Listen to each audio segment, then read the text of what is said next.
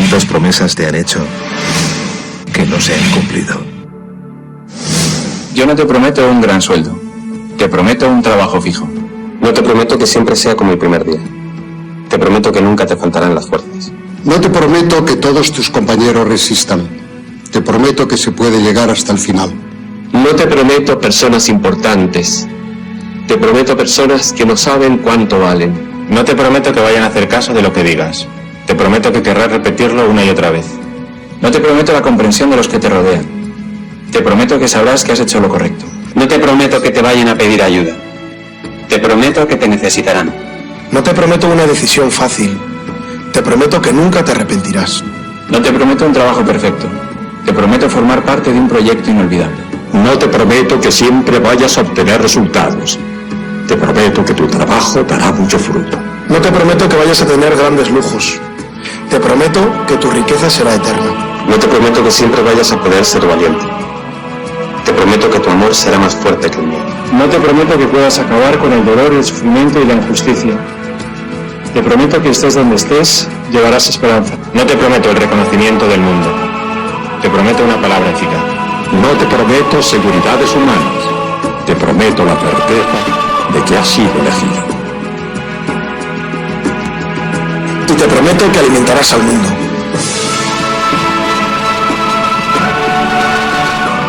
Unirás corazones. Acompañarás a los que sufren.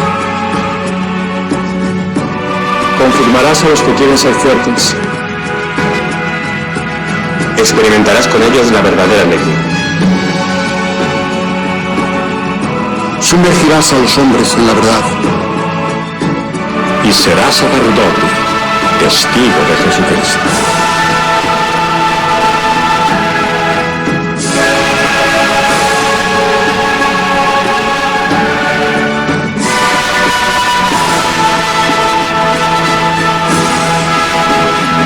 No te prometo una vida de aventuras.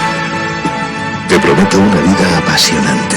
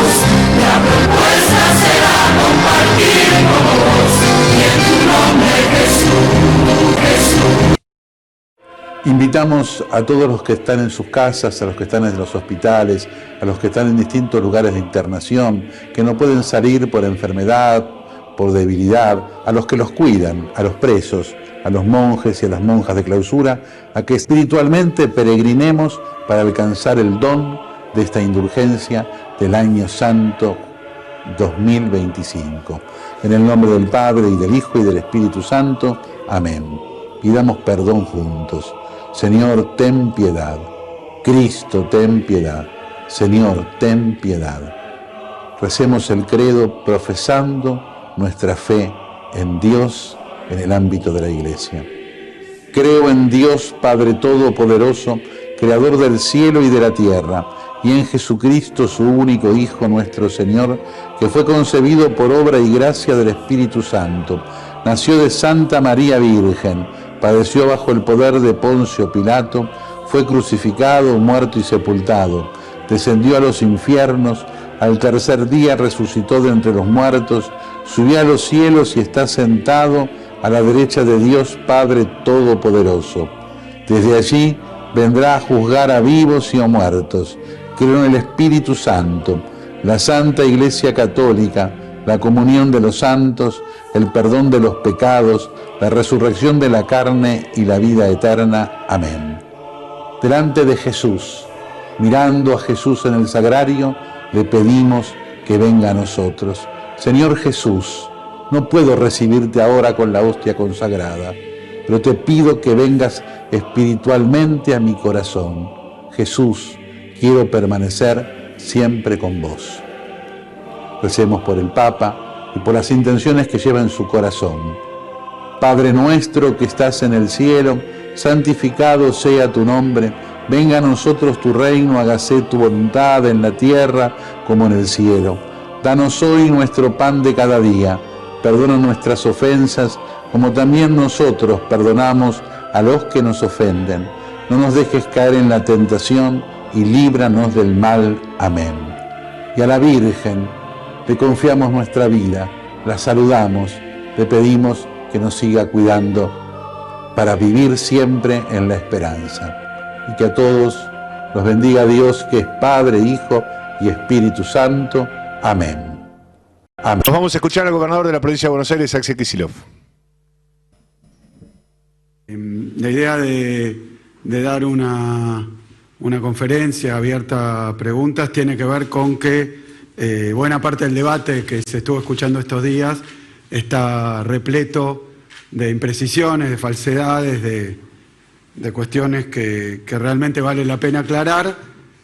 Eso de un lado. Del otro lado, que esta conferencia contiene una denuncia, que es la actitud de Milei, del Gobierno Nacional, con respecto a esta situación. Así que voy a empezar por el principio, voy a tratar de hacerlo lo más sintéticamente posible. Mi idea es primero hacer una breve exposición, un breve raconto de los motivos por los cuales se decidió recuperar YPF a través de la expropiación. Eso, por supuesto, que uno lo da por sabido, pero evidentemente en la discusión de estos últimos días se pasó totalmente por alto qué era lo que ocurría con YPF bajo la gestión de Repsol, bajo la propiedad de Repsol, y que ocasionó la recuperación, la expropiación por parte del Congreso de la Nación con una ley votada por amplísima mayoría. Y lo digo también con carácter preventivo, porque hoy Milei y su gobierno y sus candidatos y su fuerza política sostienen que la solución para casi todos los problemas vinculados con la prestación de bienes y servicios en la Argentina es la privatización. Es decir, que corren de nuevo, soplan vientos privatizadores, por lo menos en ese sector de la dirigencia política.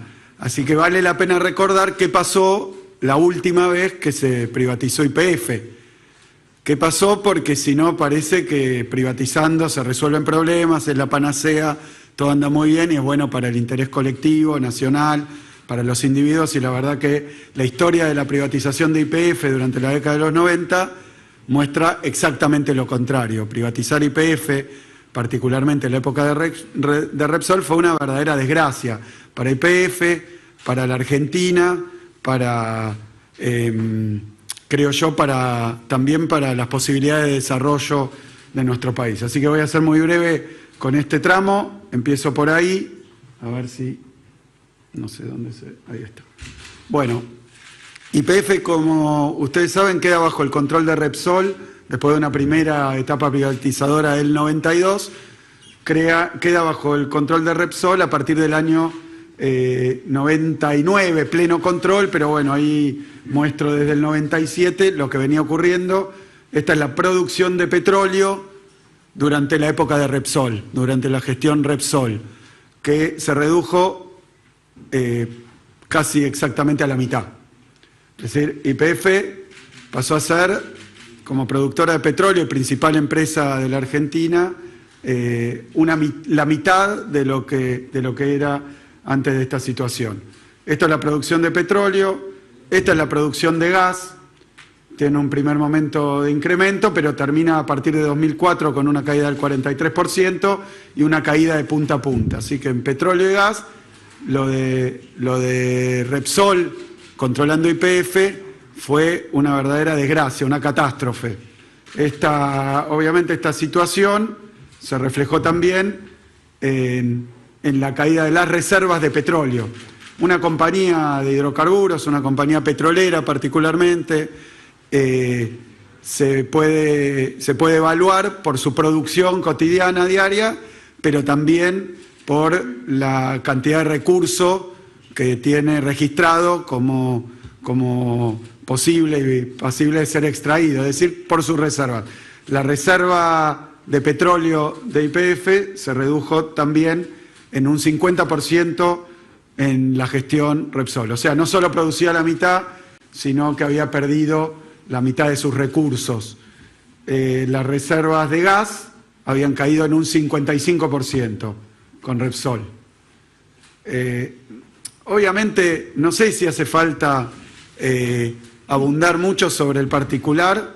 Estaba vaciando YPF, estaba en un estado de destrucción, de achicamiento y de liquidación. En lo que hace a la compañía YPF, que es desde 1922, cuando la funda Irigoyen, en adelante, una compañía de bandera argentina, una compañía testigo para el mercado argentino, y la que posibilitó, bueno, una multiplicidad de avances desde el punto de vista productivo de los combustibles, pero también obviamente desde el punto de vista tecnológico, a través de sus laboratorios, de sus ingenieros. Bueno, todo eso lo liquidó Repsol casi completamente en el plazo en el que estuvo a cargo de la gestión de la compañía. No todo ese plazo contó también con la participación de otras empresas nacionales como la del Grupo Eskenazi. Esto ocurre bastante después, así que esta era la evolución de la empresa bajo la gestión de Repsol. ¿Qué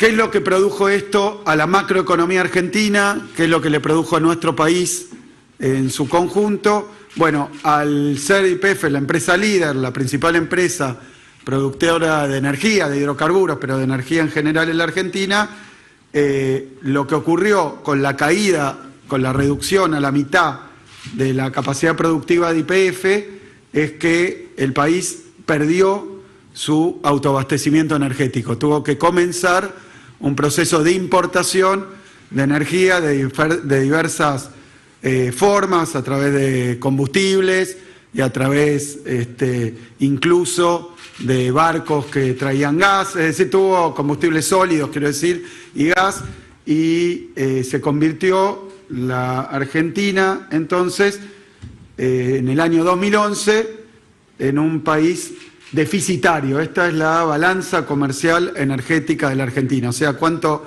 exporta de bienes energéticos y cuánto importa. Y esto es principalmente atribuible, yo casi me animo a decir exclusivamente, pero seguro principalmente al desempeño de Repsol. Repito, Repsol se hace cargo de la compañía y empieza a menguar y disminuir producción de petróleo, gas, reserva de petróleo y gas. Un fracaso absoluto. Pero esto pone en jaque la economía argentina en su conjunto. ¿Por qué digo esto? Porque la falta de dólares, no tengo que explicar hoy, con Milei y los problemas que tiene, la falta de dólares es una cuestión recurrente en la economía nacional, en la macroeconomía nacional. Lo que ustedes pueden ver acá es que de 2007 a 2011, en términos anuales, pasamos de un superávit de 6.000 millones de dólares a un déficit de 3.000 millones de dólares. Es decir, empiezan a faltar 9.000 entre el déficit que se pierde y el superávit que se presenta, 9.000 millones de dólares por año en la economía por culpa y responsabilidad de Repsol. Y los años siguientes continúa este drenaje, llegando en 2013 a 6.000 millones de dólares negativos. Esto es importante decirlo porque por culpa y responsabilidad de la gestión de Repsol en la Argentina, a cargo de YPF, lo que empieza a pasar es que no solo faltan combustibles, sino divisas, y se genera a partir de ese momento la necesidad de importación, como lo mostré acá, de combustible, y a un precio que en aquel momento estaba aproximadamente $100 el barril, con lo cual esto genera no solo un problema de superávit comercial externo de dólares, sino de pesos, porque el gobierno argentino compra el combustible en dólares, pero lo vende en pesos a un precio que no significa el salto que representaba esta necesidad de importación. Es decir, que Repsol, para que quede claro, la gestión privada, la privatización de YPF, terminó en un descalabro tanto de la propia empresa como energético, como macroeconómico general. Esto me parece que se está olvidando ahora que aparecen voces que piden la privatización de esto, de aquello,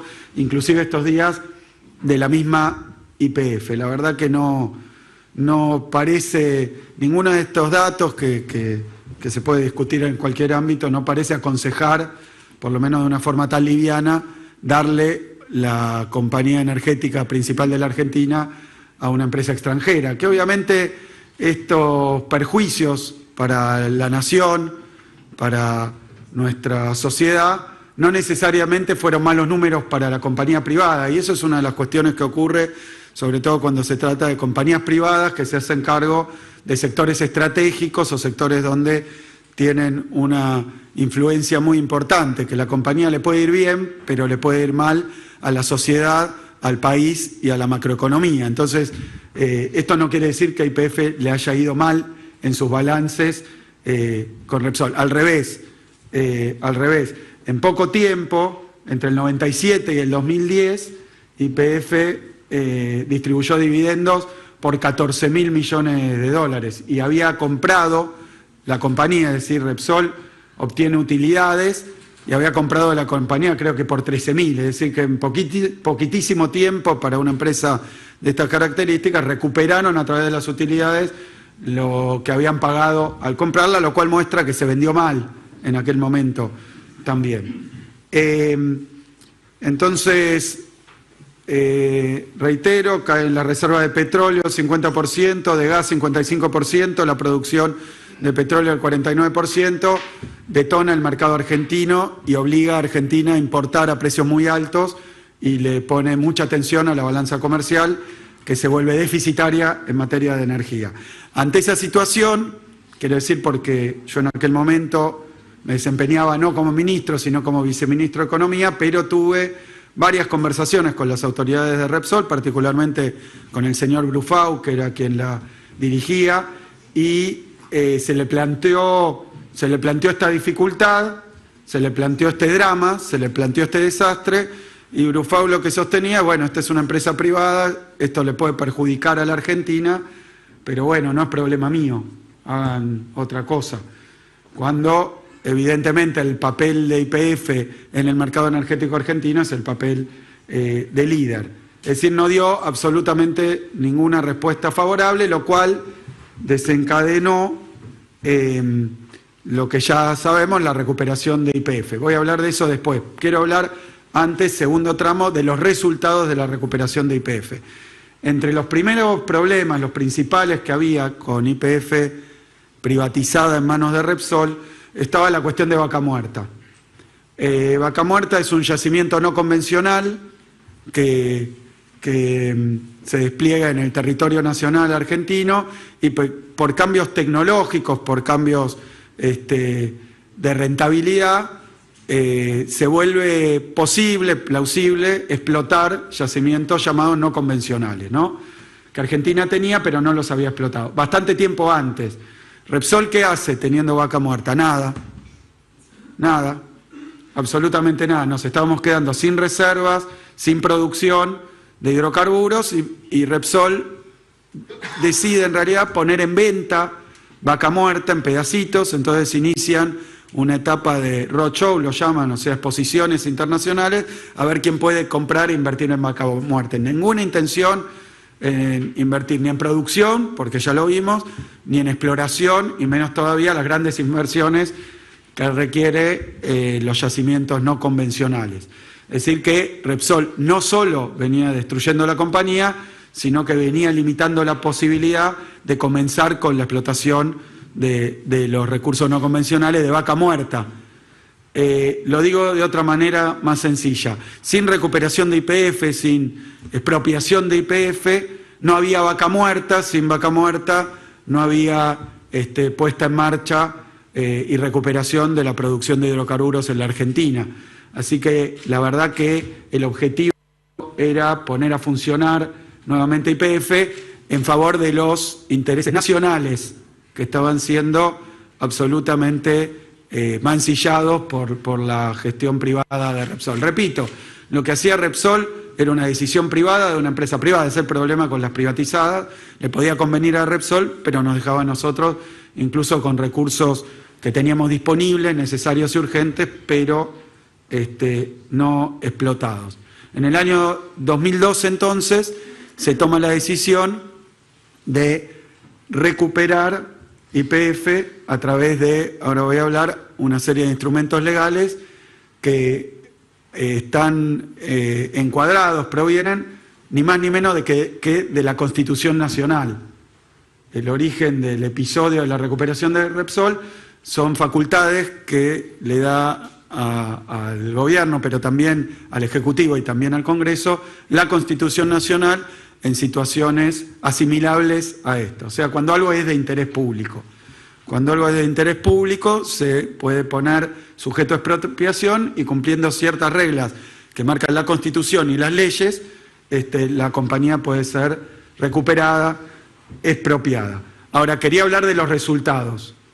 Se recupera en el año 2012. Hoy, al año 2025, todas estas tendencias que observamos de caída estrepitosa se han revertido. Se han revertido.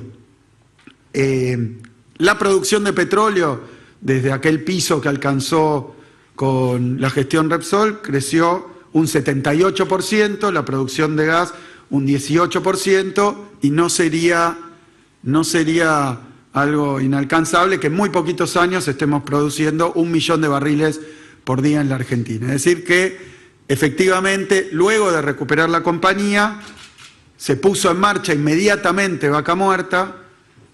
Lo que tengo acá es algo que data de aquella época, son muestras sacadas de las primeras perforaciones productivas en Vaca Muerta que se hicieron en el marco de un acuerdo entre entre YPF y Chevron en aquel momento, y Chevron.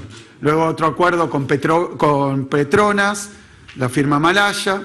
Entonces se puso en marcha Vaca Muerta, rápidamente se empezaron a encontrar resultados, que debo decir también, como ocurrió en los yacimientos de petróleo y gas no convencional de otros países, particularmente Estados Unidos, siempre se hizo con mucha inversión del Estado, porque es una inversión de riesgo, porque comprender la dinámica de los yacimientos no convencionales, el llamado conocimiento, el know-how de cómo explotarlo, requiere todo un trabajo de inversión que es de mucho riesgo.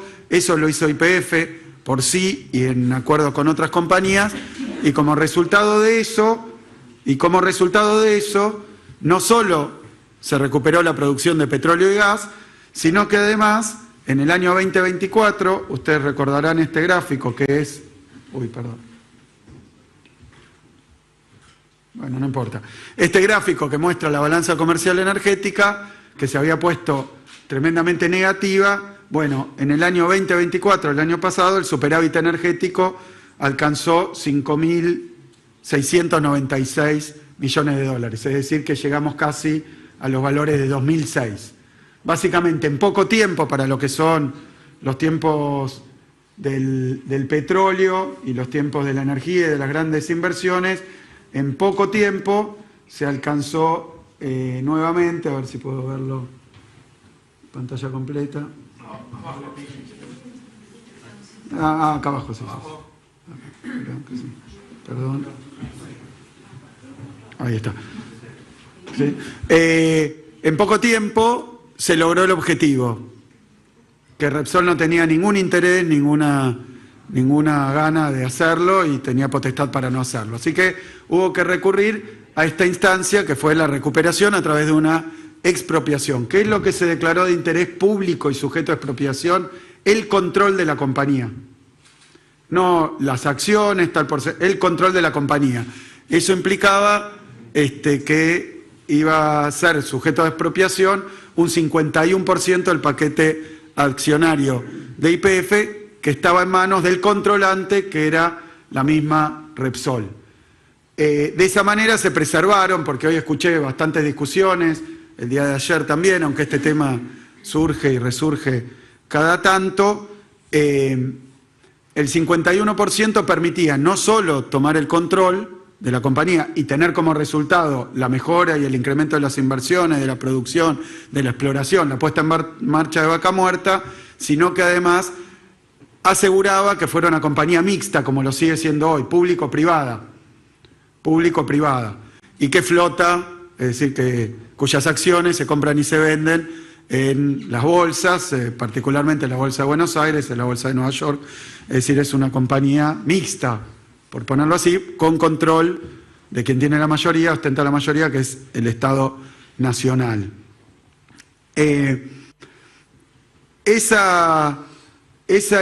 proceso, como digo, se basa en la Constitución Nacional, que no solo la Argentina, sino de muchos países. En la crisis de 2009, en pandemia incluso, muchos países apelaron a la expropiación de compañías privadas por diferentes cuestiones. Este era prácticamente una liquidación y un vaciamiento de la capacidad productiva de YPF y una urgencia nacional, pero Estados Unidos recuperó parte de General Motors, de grandes compañías en situaciones recientes y complejas para aquella economía. En este caso se decidió que presentar como de interés público el control de YPF, y luego se aplicó la ley de expropiación en todos sus puntos, lo que significaba conseguir una ley en el Congreso Nacional. Esa ley fue votada por una amplísima mayoría de prácticamente todas las fuerzas políticas que comprendieron la situación y que coincidieron con la necesidad de expropiar el 51% de YPF en base a la Constitución, a las leyes y con una ley especial para hacerlo, votada por amplísima mayoría en el Congreso. La verdad que lo que estamos discutiendo hoy en torno a un fallo que ocurrió hace algún tiempo, el año pasado en Nueva York, que condena a la Argentina a pagar en primera instancia, a pagar un monto ya no accionistas de YPF, sino a un fondo buitre que ni siquiera tiene acciones ni las puede tener, sino que simplemente compró el juicio para accionar contra YPF. Pero lo primero que hay que decir es que lo que están discutiendo es si tiene más valor el estatuto de YPF, una compañía privada, una empresa privada, que en su estatuto puede decir montones de cosas, ser aprobado por mayoría, por su asamblea, o una ley, y más que eso, la Constitución Nacional. Es qué vale más, la potestad que tiene, además que está debidamente explicitado, que no está sometida a ningún otro dominio ni ninguna otra normativa, la potestad de expropiar que da la Constitución Nacional o las leyes de expropiación. No hay forma de que alguien considere que porque el estatuto de YPF diga una cosa, la otra, sostenga que si se toma el control hay que pagarle a determinado grupo minoritario o no, o ofrecer una opción de compra, como pasa con el estatuto de YPF, a todos los accionistas por valores estratosféricos. Bueno, nada de eso está por encima de la Constitución y de las leyes argentinas. Por lo tanto, yo estoy convencido de que ningún juez argentino, porque esta es toda normativa argentina, ningún juez argentino por más que sea simpatizante de un sector, del otro, crea que YPF es bueno o malo, que el Estado es bueno o malo, ningún juez argentino, ningún jurista argentino creo que puede estar de acuerdo con que asiste la razón y el derecho al fallo que obtuvo un fondo buitre en Nueva York. Entre los casos que tengo que citar de estas opiniones está Bernardo Sarabia Frías, ex procurador en la época de Macri, ex procurador del Tesoro, principal abogado de los intereses del Estado, que sostuvo y sostiene al día de hoy esta misma posición. Quiere decir que esta sentencia es un disparate jurídico, que lo que se está intentando hacer es prevalecer intereses privados, pero particularmente de un fondo buitre, en base a un estatuto de la compañía, sobre la potestad de expropiación que es del artículo 17 de la Constitución Nacional. Es por eso que en este fallo, además, han aparecido otros interesados, digo de los regionales, Brasil, Ecuador, Chile, Uruguay, acompañando la posición argentina, porque de no primar este criterio quiere decir que podría ocurrir en otros países con circunstancias similares, incluso en países centrales podría alguien reclamar a un Estado que ejerce esta facultad en base a estatutos privados. Lo pongo de otra manera, hay que expropiar un edificio como se hizo en la Ciudad de Buenos Aires para hacer una autopista.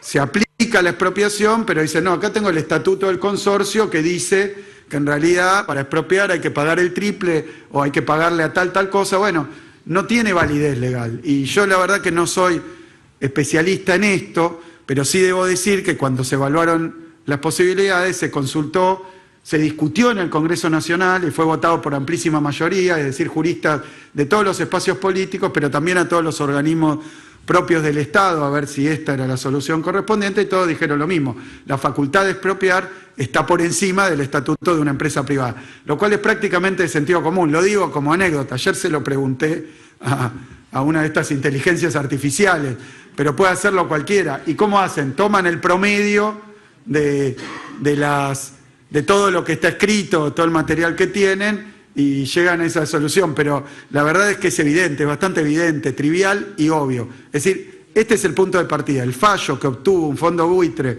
en Nueva York está totalmente por fuera de la competencia primero y después de las atribuciones y luego del sentido jurídico que tiene esta cuestión. De hecho, la historia de este reclamo es bastante larga y tortuosa. En 2012, cuando se procede a recuperar YPF, Repsol inicia una serie de juicios, pero aplicando la misma ley de expropiación y la Constitución Nacional, lo que se plantea es que tiene que ser por ley del Congreso, en este caso fue de amplia mayoría, y segundo, que hay que darle una indemnización, un pago al que es desprovisto de sus acciones o de sus bienes y de su propiedad, tal cual esté tasado por el Tribunal de Tasaciones de la Nación. Repsol, eso llegó a $5.000 millones por el 51%, Repsol lo aceptó y desistió de cualquier juicio nacional o extranjero contra este proceso. Y en aquel momento ningún accionista minoritario, nadie, incluso en aquel momento quien detentaba el 25%, que era Petersen, nadie inició ningún juicio. ¿Qué pasa después? Este accionista minoritario va a la quiebra en una empresa en el extranjero, en España, y el administrador de la quiebra, el síndico de la quiebra, no hace juicio, sino que vende el juicio a un fondo buitre. Esta es la situación por la que un fondo buitre va a un juzgado de Nueva York y plantea esto, que es básicamente derecho argentino. A partir de ese momento, la República Argentina, en varios gobiernos distintos, lleva adelante una defensa diciendo prácticamente con exactitud lo que yo estoy diciendo, que no corresponde que esto se discuta en Nueva York, todos, incluso la gestión actual, y segundo lugar, que la jueza no tiene razón en hacer prevalecer el estatuto de una empresa privada sobre la Constitución Nacional y las leyes, lo cual resulta bastante obvio. Hoy en día este fallo está apelado, el fallo y el fondo del fallo. Después la jueza Presca, que es la sucesora de Griesa, para que alguien que tenga memoria, la jueza Presca lo que plantea es que, bueno, le da la razón a Burford, a este fondo, y pone un monto de la sentencia que también está cuestionado y no tiene nada que ver con las acciones de YPF, y ahora voy a explicarlo por qué. Lo pone un monto en dólares, calculando intereses y haciendo un cálculo de cuándo debe empezar a correr la evaluación de la empresa y diferentes cuestiones absolutamente cuestionables, desde mi punto de vista disparatadas. Así que eso también fue apelado por el gobierno argentino en una gestión que tampoco fue la nuestra. Continúa, creo que esta tampoco fue, no, esta sí, pero continúa la apelación en los mismos términos, es decir, está apelado que el juzgado lo puede hacer, está apelado el principio que da lugar a la sentencia, está apelado el monto de la sentencia, todo esto en primera instancia. ¿Qué es lo que ocurrió estos días? Que los demandantes dijeron, habiendo una sentencia, quiero cobrar, y sugirieron cobrar con las acciones de YPF. Ahí se presenta otra cuestión, que es que las acciones de YPF, según la propia ley de recuperación o de expropiación de YPF, solo pueden ser dispuestas por 2/3 del Congreso Nacional. Es decir, que las acciones de YPF no se pueden entregar, están en la Argentina, tiene que haber una ley, más allá de toda la discusión de la inmunidad soberana, de que vayan sobre acciones de YPF en propiedad del Estado Nacional y varias cuestiones más. Es decir, que todo esto que está hoy en cuestión no es verdad, es cuestionable. Lo que no quiere decir que un juez de Nueva York, como fue el caso de Griesa, no pueda fallar a favor de un fondo buitre, en este caso una jueza a favor de Burford. Esto no es imposible, pero era muy improbable, tan improbable que el juez de la quiebra, cuando vende el juicio, lo vende a 15 millones de euros. Esto que ahora teóricamente ocasiona una sentencia de 16.000 millones de dólares. Evidentemente era bastante improbable, porque nadie se va a desprender de un derecho que con alguna certeza te puede hacer acceder a 16.000 millones de dólares por 15 millones, no tiene lógica. Es decir que la verdad que lo absolutamente escandaloso es que esto se esté juzgando en Nueva York, que sea una actitud de fondos buitres contra la República Argentina y que una jueza extranjera resuelva que nuestra Constitución no vale nada, que nuestra Constitución vale menos que el estatuto de una empresa. Y esto realmente es, desde el punto de vista jurídico, creo que casi unánimemente compartida esta opinión, pero se agregan las cuestiones políticas a este fallo absolutamente insólito por una cifra exorbitante, juzgado en Nueva York. Bueno, la verdad es que se convierte en una agresión a la soberanía argentina. Lo quiero decir con toda claridad, porque no tiene derecho un juez de Nueva York, una jueza de Nueva York, a decir que nuestra Constitución vale menos que un papelito votado por una asamblea de accionistas. La verdad que no es así, no es así. Y esto trae y puede traer muchísimas consecuencias internacionales, por eso hay otros países interesados. Entre ellos, porque tampoco lo dijo nadie, el Departamento de Justicia de los Estados Unidos le dice a la jueza que no puede ir sobre las acciones de YPF. Y esto lo dice sin consolidarse una situación de amicus curiae o acompañamiento en el juicio. Advierte sobre esta cuestión de tomar bienes que son inmunes. Inmunes quiere decir que entre los países no se puede ir sobre un bien extranjero, porque es como que, bueno, puesta esta situación al revés, la expropiación de una compañía norteamericana, un juez argentino resuelve que hay que ir y hay que pagarle. Bueno, evidentemente está por fuera de cualquier razonabilidad lo que está ocurriendo, y es tan evidente que cito a Sarabia Frías como a los propios hoy representantes en la Procuración.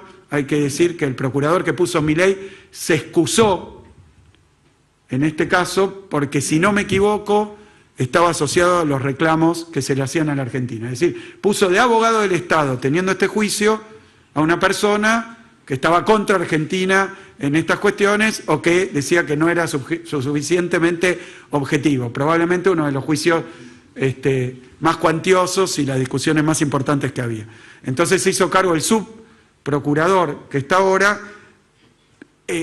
lo que puedo decir es que sostiene los mismos argumentos que venía sosteniendo desde la aparición de este juicio, que es en 2015, cada uno de los gobiernos de diferentes signos políticos. Es decir, no cambió la defensa, no cambiaron los argumentos de la defensa. Lo que estoy diciendo yo es la posición oficial de la Argentina, que esa cifra es exorbitante, es la posición oficial de la República Argentina, que no estuvo mal hecho el proceso. De hecho, que tiene razón la Argentina, porque la Constitución permite expropiar una parte de la compañía sin darle derechos estatutarios a los accionistas minoritarios, lo cual se discutió largamente en aquel momento, en 2012, opinaron muchos expertos y terminaron votando el radicalismo, diferentes fuerzas políticas del Congreso Nacional, porque no les parecía que esta posibilidad escandalosa fuera factible, que fuera a pasar. Que un fondo buitre comprara el juicio, que fuera al juzgado de Griesa, hoy en poder del Presca, y que Presca le diera la razón, algo absolutamente absurdo. Esa es la situación real que tenemos. Esa es la situación real que tenemos. Tal vez pasó el tiempo, entonces buena parte de estas discusiones, los motivos de la recuperación, los resultados de la recuperación, se hayan perdido de vista, por eso era importante traerlo. Ahora, ¿cuál es lo grave de lo que está ocurriendo? Que hoy quien gobierna la Argentina es Milei y su fuerza política, que están de acuerdo con privatizar todo, regalar todo, entregar todo, y que lo que ha hecho, por eso es la primera cuestión que destaco, que Milei, obviamente con ese modo que tiene, con los insultos, con todo lo que hace absolutamente, creo yo, desubicado, pero más allá de eso, lo que dice al conocer esta decisión de la jueza es que se va a apelar la decisión, es decir, que la Argentina está en contra de esto, porque si no tendría que decir, bueno, tiene razón la jueza, no, se va a apelar, o sea, mientras Milei dice que el Estado argentino va a decir que esto no corresponde, él sostiene que la culpa la tengo yo o la tenemos quienes participamos de la decisión de la expropiación, y la verdad que es absolutamente contradictorio y peligroso, porque que el presidente de la Nación le dé la razón a los demandantes contradice la defensa del interés nacional. Milei pone en riesgo el interés nacional, incluso contradiciendo a su propio cuerpo de abogados del Estado. Eso, para empezar, le da la razón a quien no corresponde. Se puede entender de Milei que esté siempre a favor de los buitres y no del país, siempre a favor de la entrega y no de la soberanía, siempre a favor de tribunales o países extranjeros y no de la República Argentina, eso se puede entender. Pero en este caso es muy delicado, porque empieza a estar en riesgo YPF. YPF, la que nos permitió recuperar de nuevo el superávit comercial energético, la que puso en marcha Vaca Muerta, la que da muchísimas posibilidades y extiende las fronteras de desarrollo del país. Bueno, todo eso lo pone en riesgo Milei hoy. Hoy lo que se impone es denunciar al gobierno y a Milei por el ataque a la soberanía nacional y por poner en riesgo a YPF. Está poniendo en riesgo YPF, lo cual también llama a diferentes investigaciones que nosotros vamos a iniciar, porque se sabe que Milei, su gobierno, como pasó con el caso, la estafa, la de las criptomonedas, que tiene vínculos, se supo, yo esto no lo puedo afirmar porque, por eso digo que lo vamos a investigar, con representantes de ese fondo buitre. También sus viajes al extranjero permanentes, esta situación del procurador y subprocurador, bueno, todo es muy sospechoso a la vista de lo que estamos viviendo hoy. Un presidente que le da la razón, que no la tienen, a fondos buitres que se quieren quedar con YPF. Ese es el presidente que hoy tenemos. Así que, por supuesto que responsabilizo a Milei de cualquier decisión que tome que ponga en riesgo la soberanía energética, que ponga en riesgo a YPF, que abra negociaciones con fondos buitres cuando todavía no hay fallos firmes, porque lo otro que se ha dicho muy ligeramente es que bueno, ya está, no está, esto está siendo apelado en segunda instancia, puede apelarse luego en la Corte Suprema, desconozco y se desconocen los tiempos que va a llevar, pero estamos en un camino de apelación a sentencias inadecuadas, ilegales, injustas, en contra del interés nacional. Así que lo que tendría que hacer Milei es defender a YPF, defender a la Argentina, defender al gobierno, pero bueno, sabemos que entró como un topo a destruir el Estado, así que esto forma parte probablemente de esa batería de decisiones que ponen en riesgo el futuro de la Argentina, el futuro de la Argentina. Por eso yo vuelvo a decir que es gravísimo, y que a YPF hay que defenderla. Así que cierro con esto, desde el punto de vista de nuestra fuerza política, pero desde el punto de vista de la provincia de Buenos Aires, que es la principal provincia no productora de hidrocarburos, pero sí en el procesamiento y la industrialización de los hidrocarburos, que somos parte de esa cadena y además somos principales consumidores de energía en la Argentina. Digo, en nombre de todo eso, YPF no se vende. Y se lo advierto a Milei, no se vende. Y menos todavía se entrega o se regala. Muchas gracias. Muchas gracias, señor gobernador. Ahora... Hablaba el gobernador de la provincia de Buenos Aires, Axel Kicillof, en esta presentación relacionada con el fallo de la jueza de la circunscripción neoyorquina de Estados Unidos, Loretta Preska, que le ordena al Estado argentino la entrega del 51% de las acciones a un fondo buitre.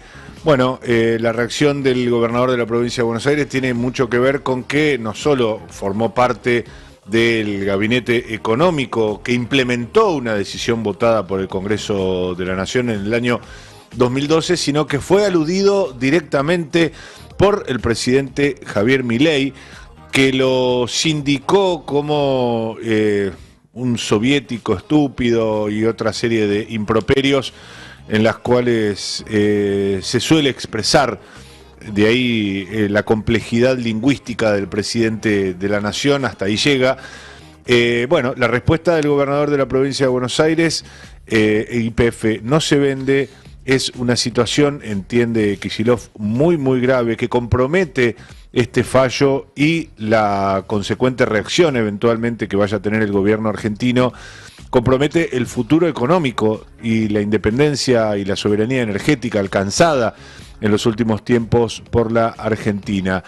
Repito, YPF no se vende, termina siendo la consigna del gobernador de la provincia de Buenos Aires, que en esta alocución se refirió al historial que desembocó en la expropiación de la mayoría accionaria de YPF. Se refirió, habló por supuesto que sin YPF no hubiese habido Vaca Muerta, y sin Vaca Muerta no hubiese habido justamente esa soberanía energética de la cual hoy goza la Argentina, habiendo reducido drásticamente la necesidad de importación de hidrocarburos, de combustibles para abastecer la producción y los hogares de los argentinos. Bueno, en esta exposición en la que Kicillof además no se privó, por ejemplo, de citar como fuente de autoridad al ex procurador del Tesoro de Mauricio Macri, nos referimos a Bernardo Sarabia Frías, por otra parte, uno de los integrantes de la mesa judicial de Mauricio Macri, así que lejos de asimilarlo al pensamiento ideológico y a los postulados ideológicos del gobernador, lo que hace Kicillof en este caso es citarlo, porque en una entrevista reciente Sarabia Frías dijo que había sido correcta la decisión de expropiación, algo que también nos había referido desde otra óptica, desde otro segmento ayer en este programa Marcelo Rucci, el secretario general del Sindicato de Petroleros Privados de Neuquén, Río Negro y La Pampa. Bueno, se suman estos argumentos a favor de la expropiación, algunos más críticos y otros menos respecto de la mecánica en la cual se hizo, pero tenía que ver esa presentación del gobernador de la provincia. No sé qué viste, Gisela. No, y te sumo ahí que también dijo básicamente que para cualquier persona comprendida en el derecho en nuestro país, sobre todo jueces, dijo para cualquiera sería interpretado como un mamarracho jurídico, y también planteó que estaba respondiendo a preguntas a Excel. Lo escuchamos.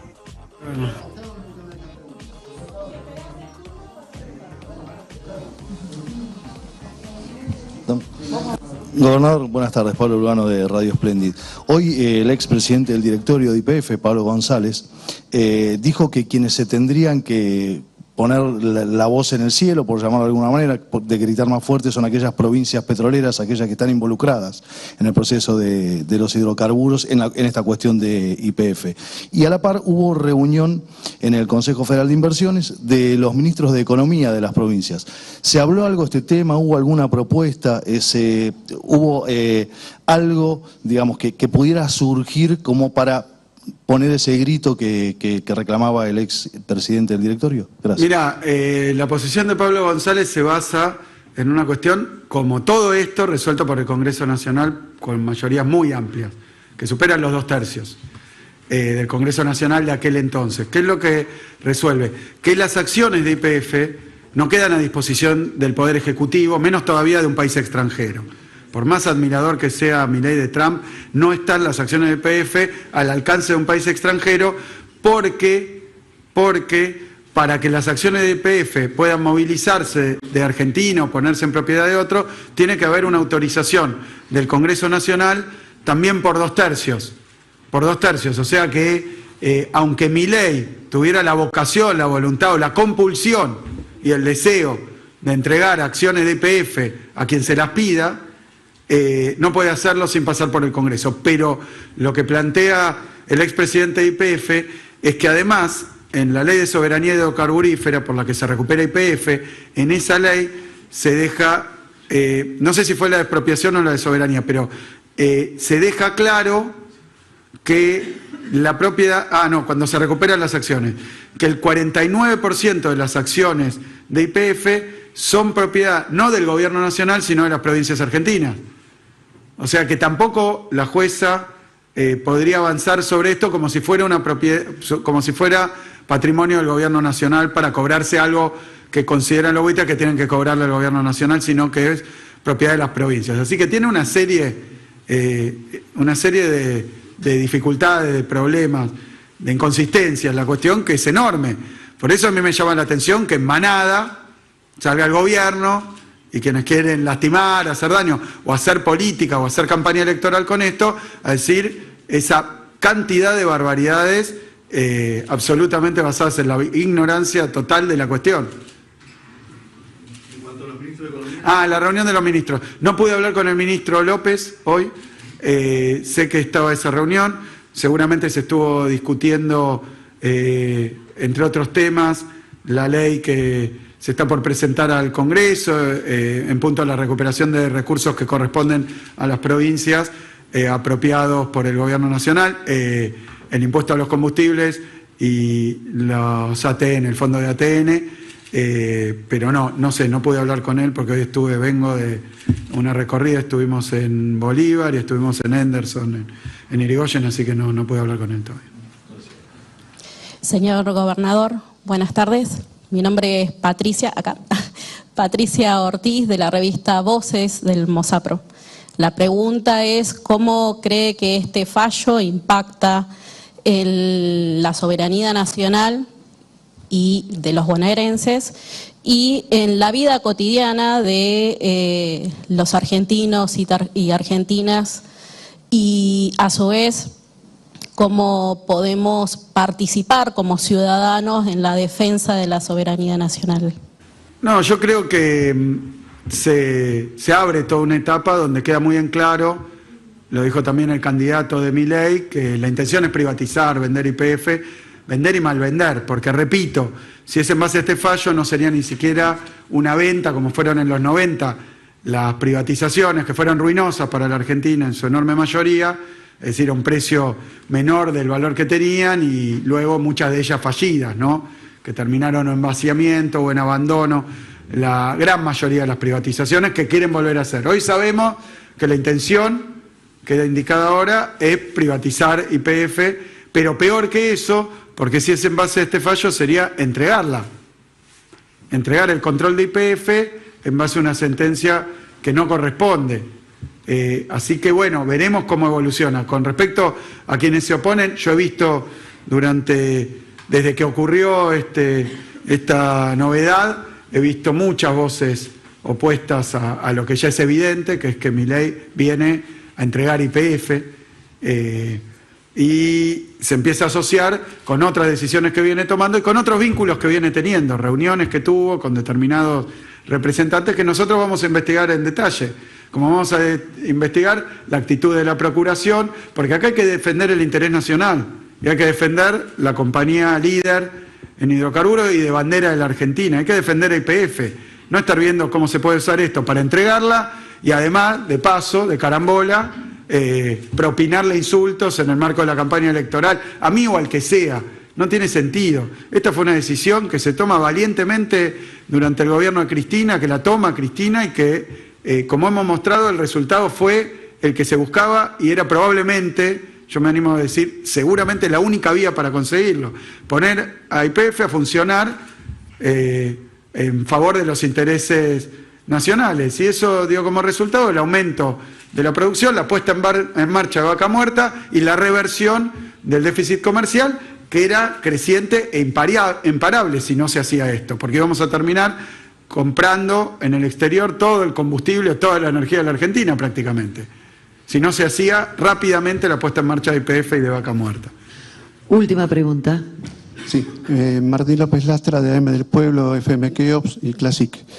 Un poco siguiendo la pregunta de Hernán Sánchez de La Tecla, usted está diciendo que podría, ponemos de potencial, haber alguna omisión o pasividad del Poder Ejecutivo Nacional, cierta liviandad, como para presentar un recurso cosmético, habida cuenta que, en sus palabras, está diciendo que investigaría la relación que podría haber del Gobierno Nacional o de sus funcionarios con este fondo buitre. Falta decir que puede haber traición a la patria. Esa es la primera pregunta. Y después, si anticipa que puede haber un recurso de apelación cosmético como para cumplir, y en ese caso, ¿qué va a hacer el partido en el cual usted está militando? Mire, la verdad que es bastante reciente la situación.